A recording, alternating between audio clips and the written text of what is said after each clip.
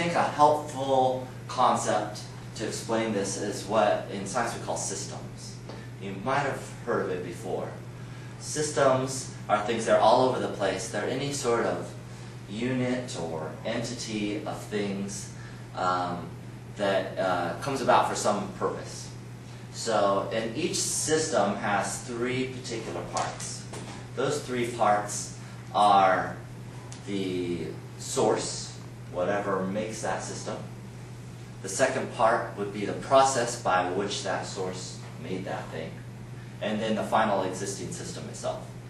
So let me give you an illustration. I like blue pens, and here's my blue pen. And my blue pen, well, maybe I'll ask you, did anybody make this? How would you know that if you say yes? I'm assuming none of you are pen makers. I just happened to find this pen. Yeah. You would know that because you have a fair idea. You wouldn't know that for sure, but you have a reasonable, you know what occurs naturally in nature. Mm-hmm. So you'd know that pens aren't found naturally in nature. Are you sure? No. Are you a pen maker? No. Have you been to a pen factory? No. Not looking good. And you see how I can kind of play mind games with anybody who would kind of, try to tackle this question. Now we know kind of intuitively, whether or not you're a pen maker, whether or not you've been to a pen factory, that this is something that is just too beautiful, too something to not have been made by somebody. So somebody probably in their mind somehow thought, okay, I want this beautiful blue pen with beautiful angles as such, and there will be a cap on it so that I can remove and put on that cap by friction, and it's just held on as such. And then they went through the process of gathering the plastic and the ink and such things to fashion it together. However, even that process and the pen maker do not have to be known to any fool like me who has this pen. Because if I look at it long enough and I try to touch it on different things, I'll notice it's not working. But eventually I'll probably figure out to take the top off. And I might try different things on it, but I'll notice that one side actually puts ink on whatever surface I'm writing on. So even a doofus like myself can figure out how to use this, and I don't need to know anything about the original source or process by which that source made this pen. Does that make sense? And that kind of becomes irrelevant for us. And in that way, we argue that every system has those three pieces to it. A source, a process, and that final existing system. And just like yourselves, you probably use a computer or things like that, but you have no idea how it works. And you don't need to know. You just need to push the buttons and use it, and send your emails or look on Facebook, etc. So it is helpful, I think, to think of systems when you're thinking of different nature-based items. So let me give you an example. Let's start with human-made things first. What do you think is the most complex human-made system? Like a really complicated one. Deep Blue, the chess playing computer program. Yeah. Beat the World Professional. So let's zoom out a little bit and just say computer technology in general. Pretty complicated. What is the most simple human-made system? Wheel. A wheel, or in physics usually you learn like a pulley or a lever. It's usually the most simple system that does work, does something, so it has some sort of process by which it does something. Okay, now let's look on the other hand, nature-based systems. So what would you say is the most simple nature-based system that you know of? A virus. A virus? Okay, let's get even simpler.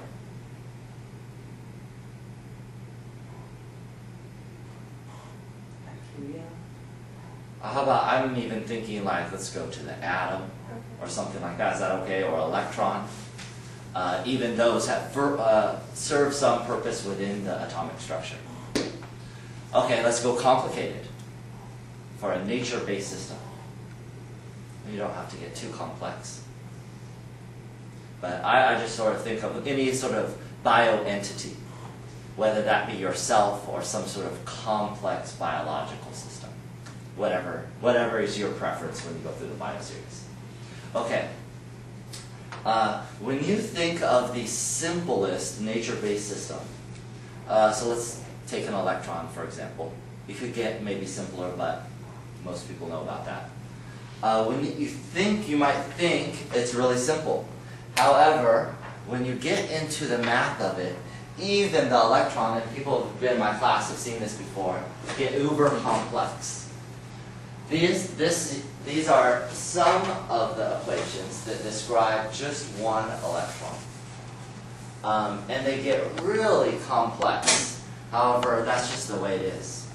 And people think there are things that are smaller than electrons. So, for example, a neutron is made out of various quarks, these things called quarks, and there's even smaller things than that, supposedly called strings, etc. Even the smaller you go, still even extremely complex. Such that people agree that even the simplest set of nature-based systems is still more complex than the most complicated human-made systems. So if that kind of makes sense, if complexity is here on this axis, we have human-made systems and how complicated they are. Well, nature-based systems can even be more complicated than that. And however, many atheists will say, well, those nature-based systems have no God sort of source. Well, no ultimate first cause, if you want, in that way. So have no source. However, you have to think about the problem that comes along with saying such a thing. And the main problem is, if you're saying that these complicated nature-based systems have no source, then what you're effectively saying is that simple things have a source. A pen, a table, a computer, a printer, etc. However, complicated things, trees, various biomolecules, etc., have no source. I would tend to think, just through thinking about it, that it should be the opposite. More likely the simple things wouldn't have a source and the more complicated things would, if you think in that way. It's more likely, I think, a lever would come about, or maybe even a pen, than a human, or something like that. So you have to realize what you're saying if you want to think that. I would argue that any system you can think of for which we would know the answer would have a source. And thus leading up to the potential, at least, that there being a divine God sort of being out there. I don't think that steps 2 and 3, the process and the system itself, are enough to explain all systems. I think you have to have all 3 parts. Now let's think about evolution for a second. If you think about the source, process, system, which one of those 3 categories do you think evolution falls under? Is it a source, is it a process, is it a system? Process. Yeah, and scientists would wholeheartedly agree that evolution is the process by which science explains how a thing happens. What I think happens in popular culture is people make that the source, which it was never meant to be. And even secular sites would agree, secular scientific sites would agree. That is the process by which something happens, but we don't know anything from that, how it happened. The who of it.